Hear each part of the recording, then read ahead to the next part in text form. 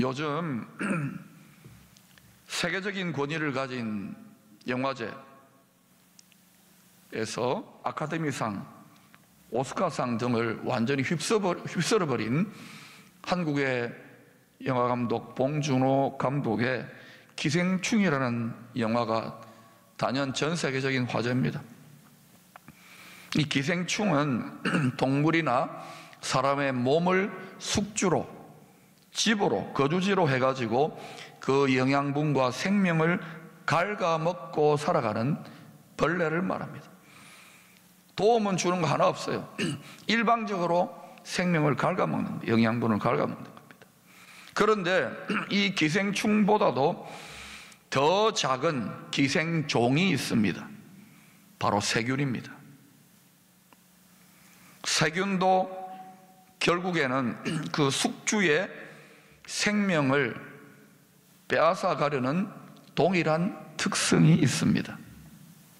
그런데 요즘 이 기생충보다도, 기생종, 세균보다도 훨씬 더 작은 전자현미경 정도로만 관찰되어질 수 있는 기생종, 신종 바이러스로 인하여 숙주된 전 세계가 난립니다.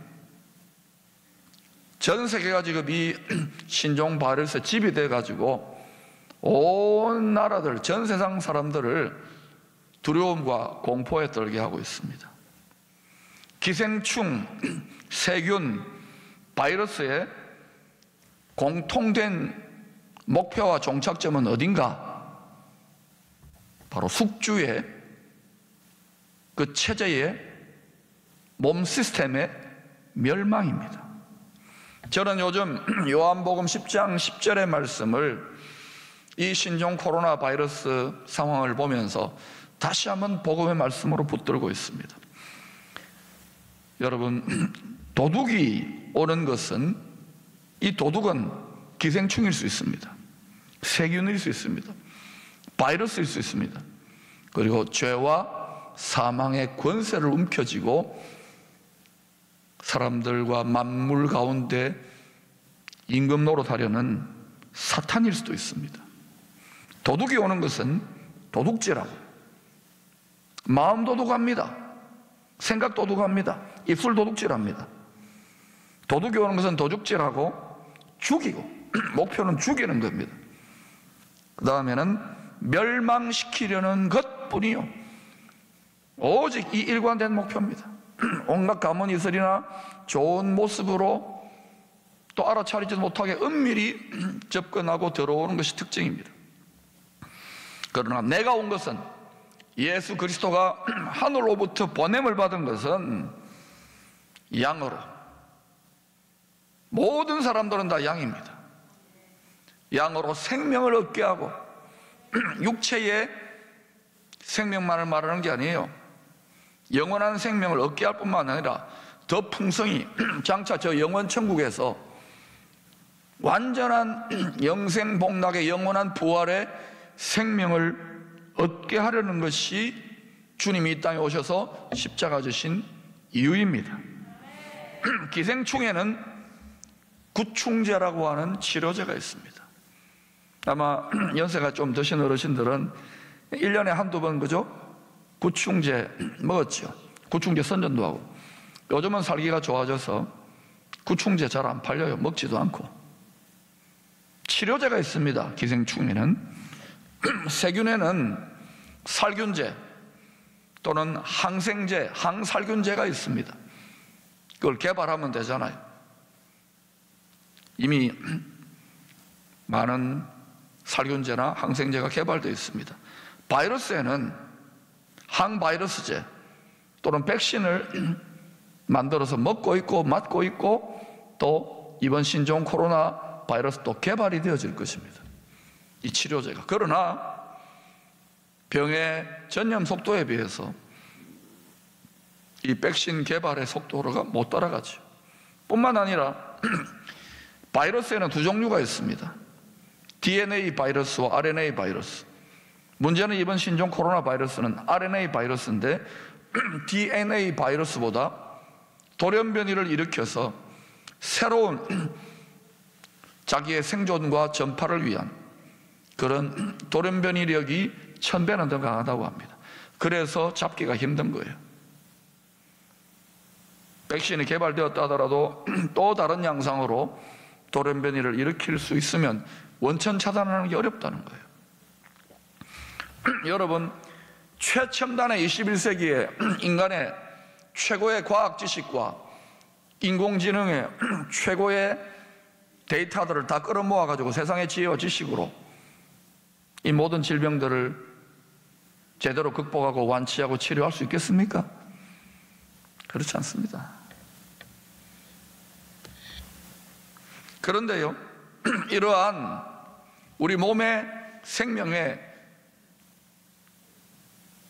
질병을 가져오는 이러한 기생종, 기생충도 문제지만 숙주인 사람의 몸과 영혼까지도 영원히 멸망시키고야마는 치사율 100%의 죄sak선 사망이라 치명적인 죄에 대한 치료제는 과연 무엇일까요? 만약에 이 치명적인 죄 바이러스에 대한 치료 백신이 있다면 반드시 먹어야 되고 맞아야 됩니다. 오늘 이 자리에 함께한 분들은 이 치료제를 복용한 줄로 믿습니다. 예수 그리스도를 영접한 줄로 믿습니다. 그리고 여러분이 이 예수 복음의 치료제를 복용하고 그 효과를 보고 있습니까? 정직하게 물어보고 효과를 보고 있어요? 효과를 보고 있다면 이 예수 복음의 치료제를 땅끝까지 전파하는 것은 당연한 사명이고 치료제가 있다면 필사적으로 전하려고 하는 것이 당연한 성도의 마땅한 의무가 아닙니까? 오늘날 한국교회만 전 세계에 이 예수 백신을 주사 맞고 예수 치료제를 먹고 마셨는데도 세상의 죄에 그대로 환영하는 듯한 삶의 방식 때문에 효과를 누리지 못하니까 이게 얼마나 중요한 치료제인지를 모르기 때문에 목숨을 걸고 복음을 전하는 성도들과 교회가 얼마나 되느냐 이거예요. 우리가 이 바이러스 때문에 이 난리인데 이때 우리가 하나님 앞에 정말 우리의 옷깃을 여미고 우리가 정말 얼마나 속사람 영혼의 생명으로부터 겉사람까지도 온 세상 만물을 심판으로 멸망으로 끌고 가는 이 치명적인 죄 바이러스에 대한 예수 치료제, 예수 백신에 대하여 우리가 얼마나 감사한 마음도 없고 멀어져 있는지를 깨달아야 될 줄로 믿습니다. 신학자들은 이사야 선지자를 특별히 복음의 선지자, 메시아 선지자라고 별명합니다. 왜냐하면 남유다는 서서히 기울어가고 있고 북이스라엘은 죄가 창궐하여서 망하기 일보 직전에 역사적으로 가장 암울한 시대에 약 700년 후에, 이로부터 약 700년 후에 이 땅에 오실 아기의 모습으로 오실 초림의 메시아, 그리고 그 이후에 다시 오실 만왕의 왕 예수 그리스도에 대한 예언을, 메시아 예언을 가장 많이 했던 구약의 선지자이기 때문입니다. 이사야서 8장은 북쪽에 새롭게 막강한 세력으로 일어나는 신흥제국 아시리아에 의하여 북이스라엘이 패망하게 될 것을 예언하고 있습니다. 이사야 8장은. 이어지는 이사야서 9장 1절에서 7절, 오늘 본문 앞에 7절은 이 아시리아에 의해서 특별히 북이스라엘 지경이 짓밟히게 될 것이고, 그 다음에는 끝난 게 아니에요.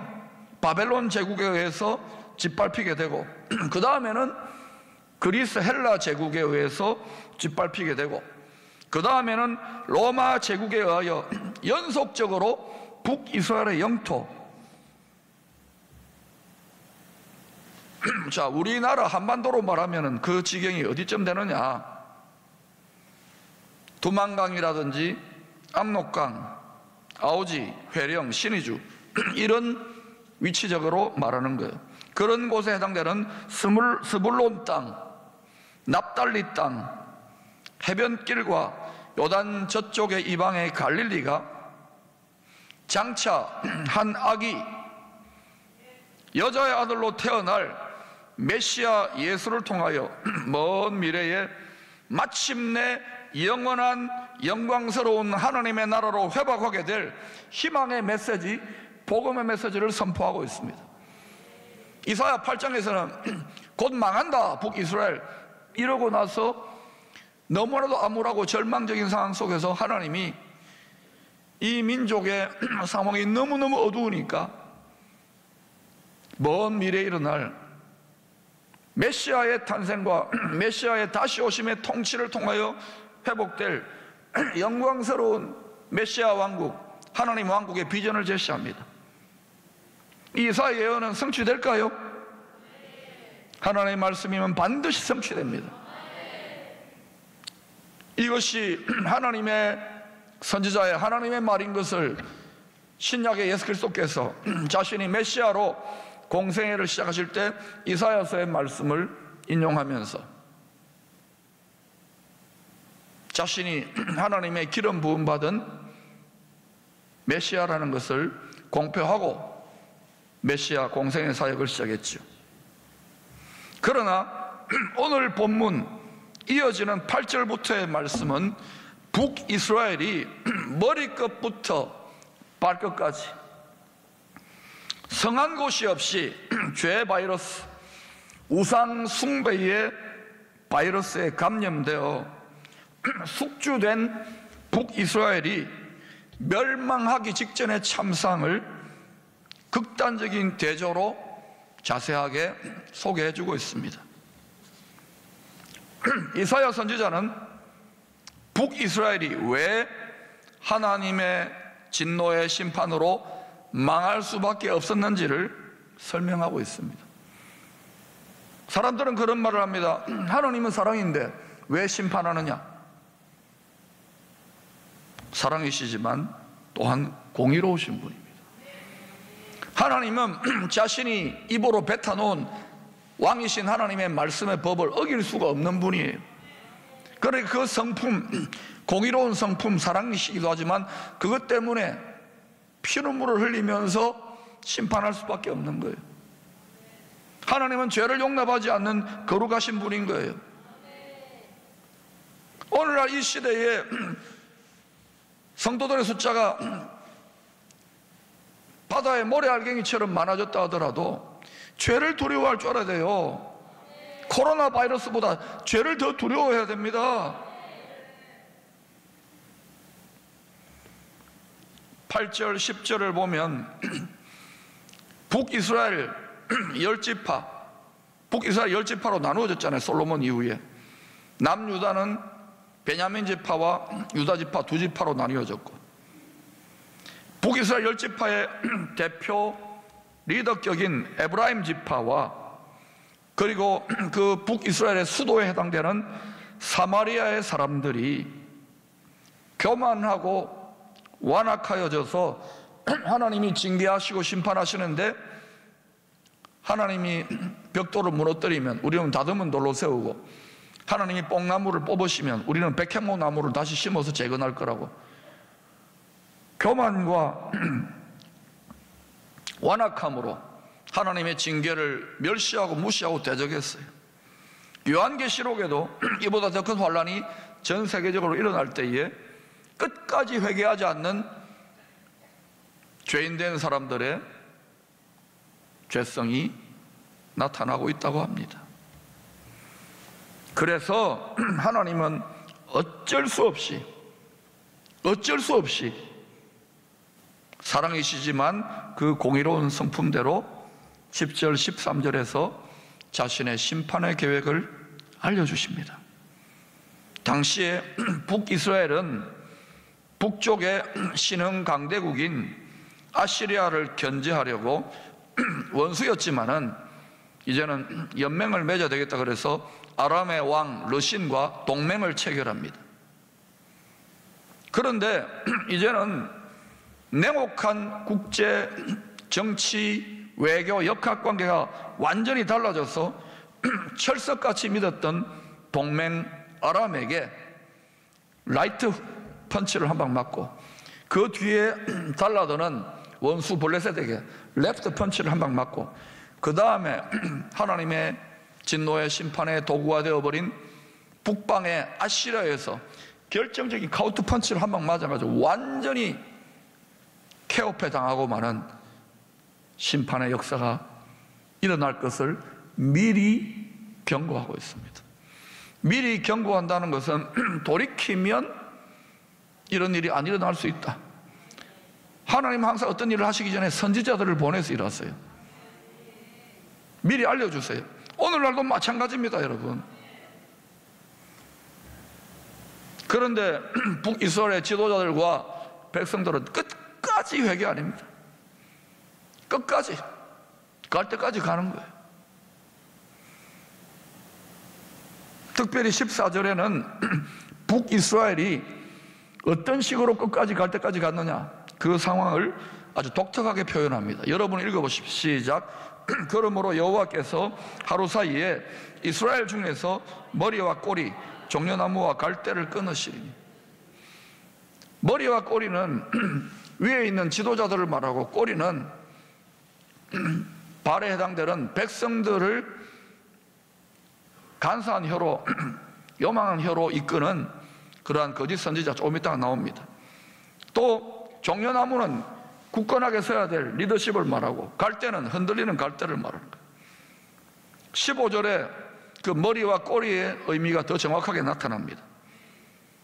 그 머리는 뭐라고요? 곧 장로와 존귀한 자요, 그 꼬리는 거짓말을 가르치는 선지자라.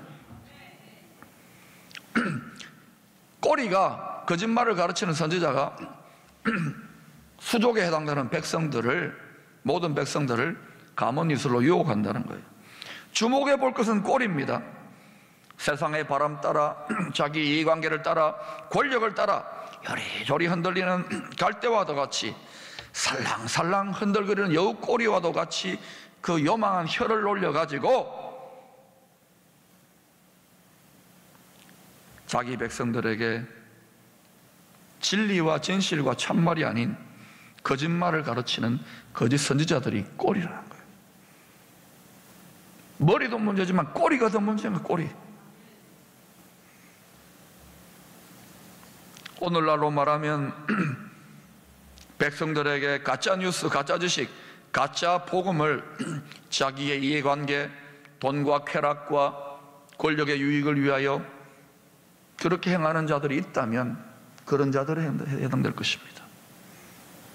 16절은 이 꼬리들의 거짓된 말장난에 미혹된, 안전하다, 평안하다, 괜찮다, 이러면 잘 될 것이다, 신기루의 환상을 보고 거기에 속아 넘어가는, 공부 안 하고 분별하지 못하는 그러한 미혹된 어리석은 백성들, 이 눈에 보이는 것, 먹고 사는 문제가, 짐승도 다 먹고 살잖아요, 여러분. 그것만이 전부 다인 양 생각하는 어리석고 불쌍한 미혹된 백성들의 운명에 대하여 이렇게 예언합니다. 백성을 인도하는 자가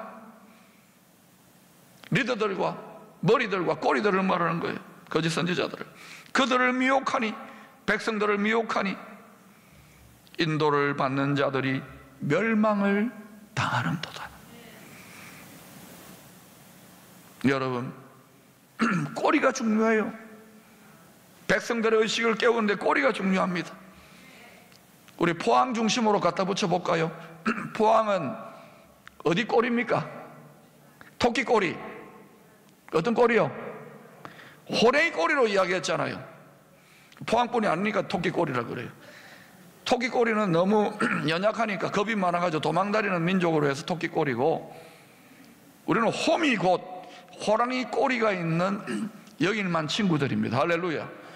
여러분, 비행기가 날아갈 때도 꼬리 날개가 너무 중요해요. 꼬리 날개가 부서지면 앞에서 아무리 잘하더라도요, 난기를 타고 떨어집니다. 화살을 쏠 때도 꼬리에 있는, 여기 뭐야, 꼬리에 이 날개가 있잖아요. 꼬리에 이거 털로 만드는 거, 그게 제대로 날아가도록 하는 거, 바람을 가르고.